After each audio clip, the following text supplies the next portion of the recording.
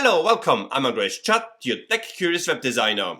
In this video, we take a high-level look at three of today's leading front-end JavaScript frameworks. The powerful and popular Next.js, built on React, the elegant alternative Nuxt, built on Vue, and the rising challenger SvelteKit, which takes a completely different approach to building modern web applications. But before we get started, a quick word from this video sponsor, my own project Fabimo. Fabimo is an artwork discovery platform and collectible card game for digital art lovers, where every card features a real piece of digital art. Discover amazing artworks, collect them as cards, build powerful decks, challenge other players, and compete for a spot at the top of the leaderboard. If that sounds interesting to you, join me on fabimo.com. And now, back to the video. Before we compare the differences between the frameworks, let's first look at why we would choose a front-end framework instead of just using a JavaScript library. Frameworks like Next.js, Nuxt and SvelteKit provide a complete solution for building modern web applications. They make it easier to create and manage complex user interfaces, which require a lot of UI state management. They also handle important parts of the application's architecture, such as routing, layout systems, specific UI features such as image optimization, reusable components, and provide conventions for data fetching, caching, and error handling. Front-end frameworks also make a lot of sense in larger organizations to have a clear separation between front-end and back-end teams. Working with APIs also makes it possible to build applications for different clients, such as web, mobile, and desktop applications. But using front-end frameworks also comes with trade-offs. Effectively, you have to manage two applications, the front-end application running in the browser and the back-end application providing data and business logic. More JavaScript is shipped to the browser, which can lead to slower initial page load, more complexity due to a larger codebase and more decisions to make, and more tools and dependencies are required for development and maintenance. That said, front-end frameworks are widely used for building dashboards, real-time web tools, online editors, or social platforms. These types of applications require complex UI state management and frequent updates without needing to reload the entire page. Each of those three frameworks use a different JavaScript library. Let's take a look how they differ. React is like a Mercedes-Benz, established, powerful, and trusted by many. It's often considered the industry standard. Vue is like a BMW hybrid, elegant, exciting, and a good balance between familiar concepts and modern ideas. Svelte is like a Tesla, built completely different under the hood. Modern, lightweight, and surprisingly fast. All three will get you from A to B, but the driving experience and the technology behind it are very different. React uses JavaScript for everything. It uses a virtual DOM, which calculates changes at runtime. This provides flexibility, but also keeps the bundle size very big. React is the industry standard and has the largest ecosystem and community. Vue uses JavaScript together with standard HTML templates. It also uses a virtual DOM along with compiler optimizations. Vue aims to strike a good balance between flexibility and simplicity. Svelte also uses JavaScript and standard HTML. However, it does not use a virtual DOM. Instead, it compiles components into optimized JavaScript before sending them to the browser. This keeps the bundle size extremely small and the runtime performance fast. Svelte tries to keep things simple and efficient. Now let's take a closer look at the code and architecture behind those three frameworks. First, we will examine how each framework renders a page. First, we have a look at Next.js with React.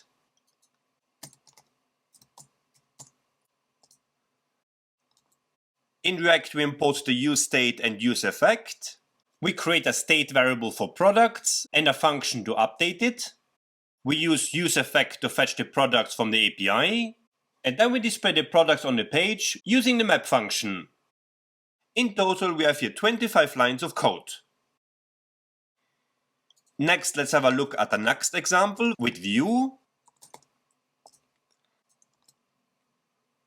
We import here ref and unmounted. We create a reactive state variable for products. We use unmounted to fetch the products from the API. And then we display the products on the page using the v-for directive. Vue does this with 18 lines of code. Now let's look at SvelteKit using Svelte. I import here the onMount function, create a reactive state variable for products, use onMount to fetch a product from the API, and then display the products on the page using the #each loop. Here again we need 18 lines of code. If you like this content, consider to give this video a thumbs up, subscribe to this channel and click the bell icon. This helps me to grow this channel and to reach more aspiring web developers. And if you want to support my work financially, you can subscribe to my Patreon page and get access to exclusive content. Thank you so much, I really appreciate you. And check out my Udemy course on how to create a TikTok clone with Django, HTMX and Alpine.js. You can find a link in the description below. Next, let's have a look at the routing. All three frameworks use file-based routing. Instead of manually defining routes, the folder structure and file name define the application's URLs. First, let's have a look at routing in Next.js. In Next, we have a structure like this.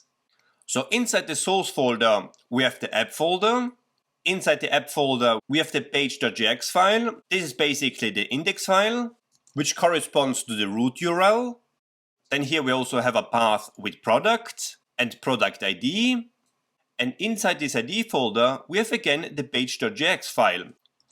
And this file corresponds to this URL. With this code, we display the product name on the page. We fetch the product from the database using the ID from the route parameters, and then we display the product's name. Now let's have a look at the Nuxt example.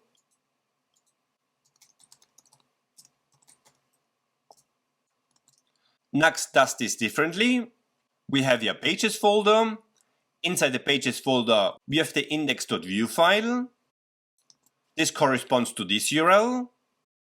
Then we have the product folder, which creates the product path.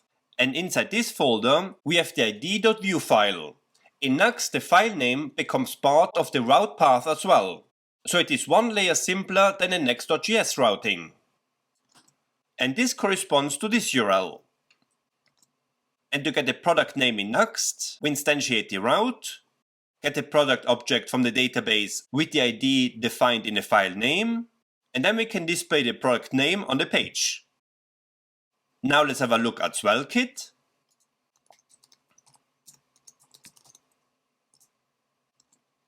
SvelteKit does it similar to Next.js. Here we have the routes folder.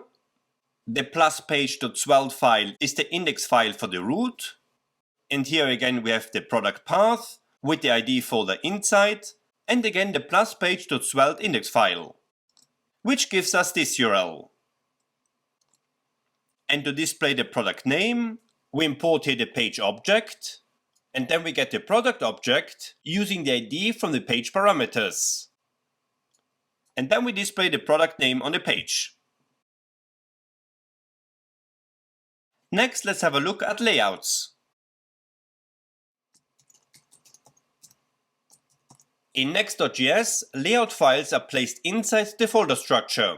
Each folder can have its own layout.jsx file, and the layout applies to that folder and the page file in it. And this is the code for the layout component. Here, children is the placeholder for the page content of the current route, and we can wrap it with our layout styling. Let's take a look at the next example. Nuxt does it again differently. In Nuxt we create a layouts folder separately from the pages folder. And here we define different layouts. We have here a default layout and a product layout. And here layouts are using the slot component as the placeholder for the page content. And then we define a specific layout on the page with the define page meta function. Here, for example, I'm using the default layout.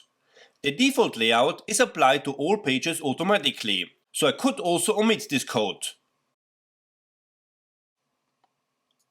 And finally, let's have a look at SvelteKit. SvelteKit does it again the same as React. It places the layout file inside the correct folder with the name +layout.svelte. So this is the layout for the index page. And here we have the layout for the product page. And also here the layout is using the slot component as a placeholder for the page content.